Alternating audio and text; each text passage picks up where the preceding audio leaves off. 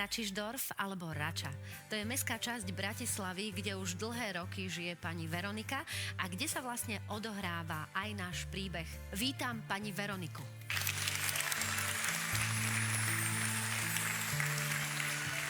Dobrý večer, setkajte, dobrý večer.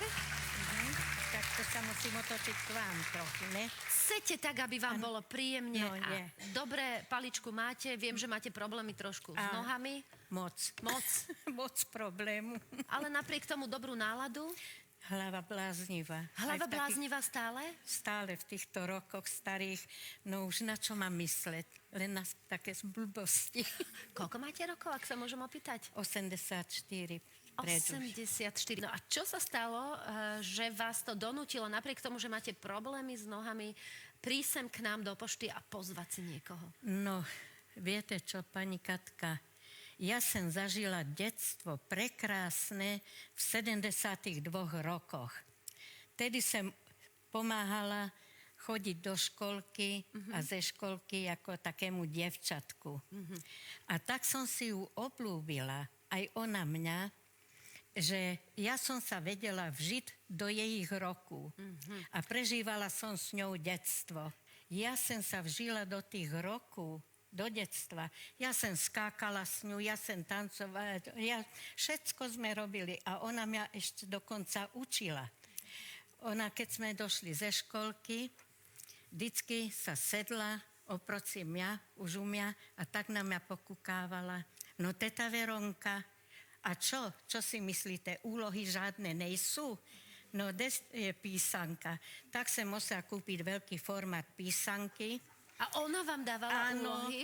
A ona mi vždycky, keď odchádzala, že došli pro ňu už rodiče z roboty, lebo babka, a ona mi vám vždycky napísala, čo mám robiť. Do druhého dňa. Všetko. No a tak som to... No, a ja som, tak som to všetko vždycky sa snažila porobiť. A už na druhý deň, keď sme došli ze školky, tak sa sedla a tak na mňa vždycky, že no a čo bude dneska? Úloha domáca není? A už kontrolovala. A už som ju dala a už značkovala.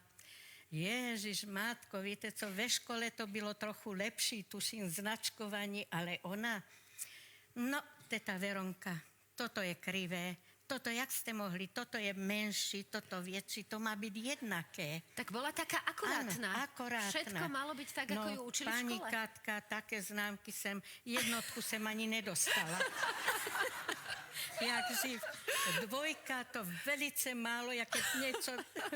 že zondíte vačinu tí štyrky a tí pietky sa mi uchádzali. Bože, no myslím si, že ste si veľmi dobre rozumeli s týmto Ako sa volala krstným menom? Natálka. Natálka, táto Natálka. No. A ešte nám povedzte, ako sa vlastne stalo, že ste sa o ňu začali starať, lebo ak viem, to nebola vaša rodina. No ne.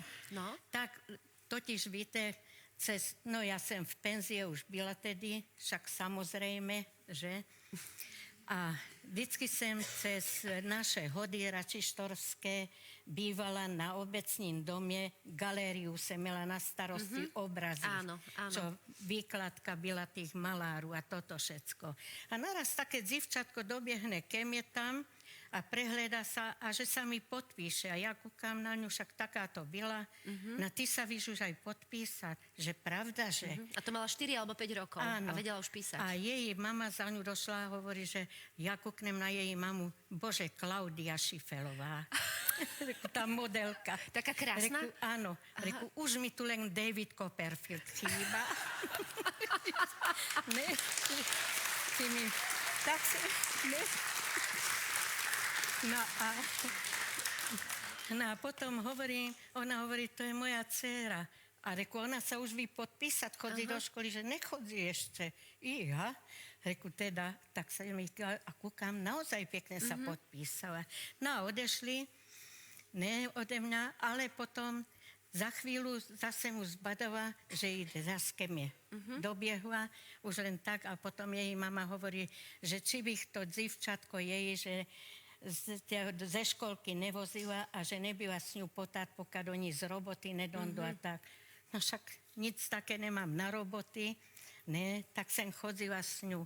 Bože môj, tak sme sa skamarádzili, všetky prvé lásky sme si povypráviali. Teraz jej alebo vaše? A jej, moje ne. Jej, kto ju za ruku chytil, kto jej pomohol, to je. A tak sme sa radovali z toho, ze všetkého. Takže sa z vás stali úplne dobré kamarátky. Áno, a velice. Vy ste sa o ňu starali vždy popoludní. Zobrali ste ju zo škôlky, išli ste k vám, písali ste tie úlohy, tancovali ste. A tancovali, však ona chodila do tanečného. Bože môj, to byla pro mňa otročina, ale keď sme došli a ona, keď si ten úbor dala, no teta Veronka, poďte sem tu. A už, víte, taký starý človek, aj všetko do drepu vyskočí. Wow. A to som musela, tuto sa vedľa mňa čupnite a už sme vyskakovali žabka sem, žabka tam a takto vyskakovať. A sa jej to koľko raz nelúbilo. No, ale že to nerobíte dosť vysoko neskáčete. Viete, to bylo... Ja som sa tak do toho vžila, že to nebylo možné. Vy ste za to, ak sa môžeme opýtať, vy ste za to dostávali nejakú odmenu? Ne. Teraz už po týchto rokoch, už je to hodne roku od tej doby, môžem povedať, Vianoce nikdy nie sú bez toho, aby ma nedošli navštíviť a nedonesli mi nejaký dárek. Akože každé Vianoce za vami prídu? Každé Vianoce dondu za mnu. Aj Natálka, aj rodičia? Rodičia, no. Ale áno, super, takže dotedy ne, lebo keď mi ona povedala, tá jej mama tanket, že či ju budem, že však mi budú platiť, no tak ju nebudem chodiť brať. Vy ste nechceli peniaze? Ne. No nehambila bych sa, Katka. Ja myslím, že vy ste dostali viac ako peniaze od toho dievčatka. Od toho dievčata viac. No a ešte podľa mňa je tu zaujímavý moment ten, že vy vlastne ste nikdy nemali svoje deti. Ne. Vy ste nikdy neboli ani vydatá. Ale áno. Áno? No, len muž mi umrel už dávno, takže... Čiže vydatá ste boli, ale detičky ste Ne. A čo ste robili? Kde ste pracovali? V Štolverku, Figare. No, teraz je to Figaro, ale ja som nastupovala ešte v 43. roku ako 14-ročná do Štolverku. A odchádzala som ze Štolverku v 93. roku 36. Takže 50 roku som si tam odrobila. To je vernosť, úžasné. No. To je vernosť. A bylo tam velice dobre. No, Mali ste podľa mňa sladký život, lebo robiť s takýmito dobrotami, veď to musí byť úžasné. Áno, sladký. Ani jeden bombonek a také bombonky, výberové, všelijaké, čo sa robili, tí čokoládky, nič sem nejedla. Ale teraz, keď sem penzie, jeden den nevím byť bez sladkého. Takže vtedy vám to nechutilo? No. A teraz to chutí? No. A Katka, a tedy som to mohla zadarmo jesť, ale včil si to musím kúpovať. No tak už to v živote chodí. No, dobre, vidíte. aby sme sa vrátili teraz k tej Natálke. Áno. Samozrejme, že ona zrejme vyrastla a je z nej teraz krásne dievča, ktoré študuje v zahraničí dokonca? Ne, už je teraz tu zas. Už je teraz tu? Áno, tu. Áno. A stretávate sa, alebo ako často ju vydáte teraz? No, keď ide babky, vždycky ma donde aj pozrieť. Takže... Čiže jednu babku pozrie aj tu? Aj druhú. Aj druhú babku. Aj druhú. Dobre, no takže... a vy ste chceli takto verejne jej poďakovať? Áno, verejne jej chcem poďakovať, lebo to sa nedá povedať, to som v živote také detstvo nezažila, aké ste mali čo som mala s ňou. No, krásne rozprávate o tejto Natálke.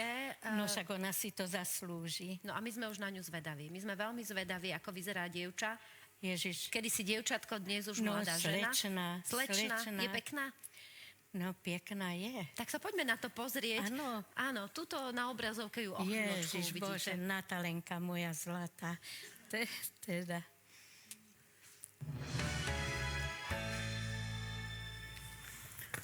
Katka, vyzerá to na nádherný deň splnených želaní, čo môže byť krajšie ako dúha na oblohe a táto obálka v rukách, takže o chvíľku poputuje priamo slečená Natálii.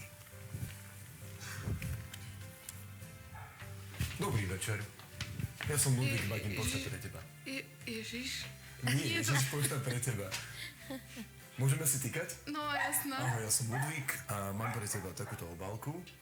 Ešte mám otázku, že či chodíš na gymnázium v Petržalke? Nechodím A kam chodíš do školy? na Jura Hronca. To bude asi ono. Každopádne sa ťa chceme opýtať, že kto ti posiela tú obálku. Poď k nám bližšie. Nemám tušenie. Nemáš potušenie? Netuším. Netušíš. Tak si mladá dievča, mohli by to byť nejakí nájdení obdivovateľia. Neviem, vôbec netuším. Spolužiačky. Vôbec neviem. Nevieš, vôbec Neviem. nevieš. Žiaden typ. My nakrúcame na budúci víkend v Bratislave. Čo povieš? No neviem ešte, lebo som mala nejaké plány, takže neviem. Ale keby náhodou, tak by si rada prišla. No porozmýšľam nad tým určite. Katka, toto je Natália, tak dúfam, že sa v Bratislave v tom štúdiu predsa len stretneme. Moja Natálka. No, je veľmi pôvabná. 18 rokov má teraz? Áno, 18. 18 rokov. No. Opýtam sa Ludvíga, Viete, tak až mi srdce takto... skáče? No, tak Ježiš. oddychujte, setkajte, ja idem zistiť, že ako to vlastne je. Ludvík, ty si sa tej Natálky neopýtal, že aké plány má? Neopýtal, No? ale myslím si, že sa to môžeš opýtať ty. Á, to znamená, že ju tu máme? To znamená, že ju tu máme. Prichádza Skvelé. Natália.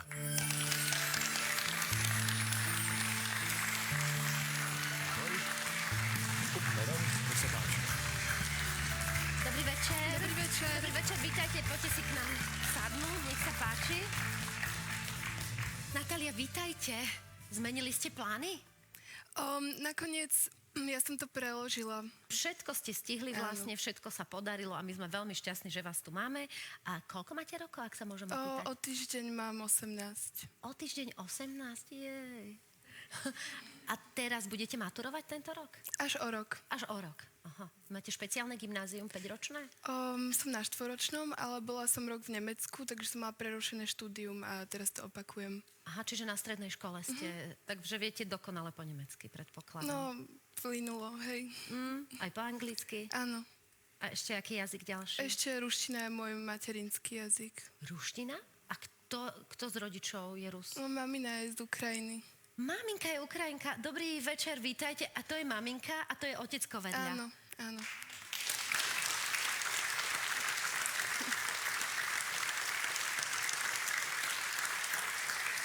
A ako sa rozpráva doma u vás? Tak už väčšinou po slovensky. No a ako žijete? Čo nám poviete o sebe? Tak Príjemne, nie? áno, áno. Mám v podstate všetko, čo potrebujem a Klopme si. áno. Čiže či vám, je vám dobre, príjemne, nemáte nejaké také nesplnené sny a túžby? Nie, nedá sa to povedať. Ale možno plány do budúcnosti, čo by ste chceli dosiahnuť? Tak to určite. Čo chcete študovať? Chcela by som ísť na psychológiu. Tu v Bratislave? Pravdepodobne v zahraničí. Aha, v Nemecku. Najlepšie v nemecko hovoriacej krajine, áno. A potom byť psychologičkou? Máte rada ľudí, rada s nimi komunikujete? Áno. Asi ste rozmýšľali nad tým, že kto si vás pozýva. Určite, hej. A na čo ste prišli? Vôbec nemám tušenie. Vôbec Nič? neviem. Žiadna myšlienka, alebo žiaden nápad, žiaden nie. tip? Snažila som sa to nejako z rodičov a z rodiny dostať, ale oni tvrdia, že vôbec nevedia kto. Takže... Aha, vy ste podozrievali ich? Najprv som ich podozrievala a potom som podozrievala, že oni to vedia. Aha. Ale Ale mne že sa vraj zdá, nie. že nevedia.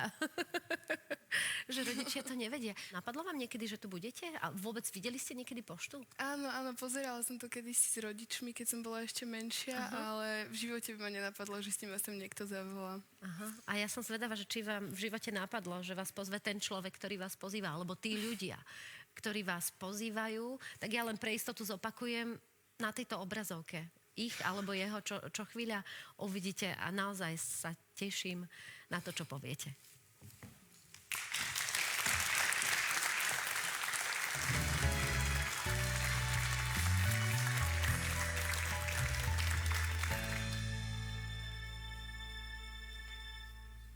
Natalenka moja zlatá, ja som si ťa pozvala, abych ti poďakovala, jaké detstvo som ja s tebou prežila. My sme si tedy tak rozumeli, že? Áno. No, a ja na to neviem zabudnúť. Ja keď na to myslím, tak ja celkom až tak ožívam, víš, pri tém. Lebo vraca sa mi tú mladosť, čo som z tebu zažila, sa mi vraca. Keby nepotrebovala palica, aj bych vyskakovala. Tak to, no.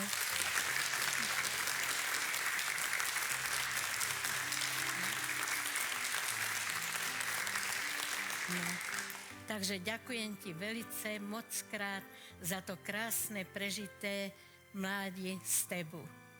Ja normálne nemám slov. Ale no, Troška som v kutiku duše tušila, že to budete vy, ale a jak si to mohla tušiť? neviem, myslela som si. Takže trošku šok, ale možno nie až taký veľký. Nie až taký veľký. Bol to jeden z typov. A Natálka, ako si vy spomínate na to obdobie? Tak vždycky, keď som bola v škôlke, tak potom po obede som išla ku tete Veronke a to vždycky, keď sa povie detstvo, tak si predstavím tie po obede a u nej bolo to veľmi milé. No a chceli by ste sa s ňou stretnúť aj teraz? Áno, samozrejme. Čiže môžeme tú stenu dať preč? Samozrejme. Stenu dáme preč.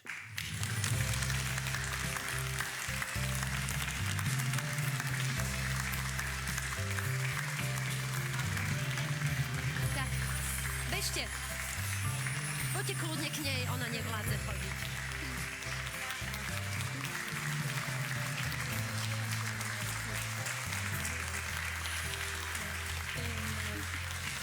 No. A jak si vyrostla? No, mám ešte opätky. Aj je. To si schválne dala také opätky, aby si ma velice prerostla. Nie, nemáš také veľké opätky. No, ja si myslím, že vy dve ste dôkazom, že vek nehrá žiadnu rolu, že ak máte mladosť v srdci, tak ju môžete mať celý život. Ja sa veľmi teším, že sme vás mohli spoznať.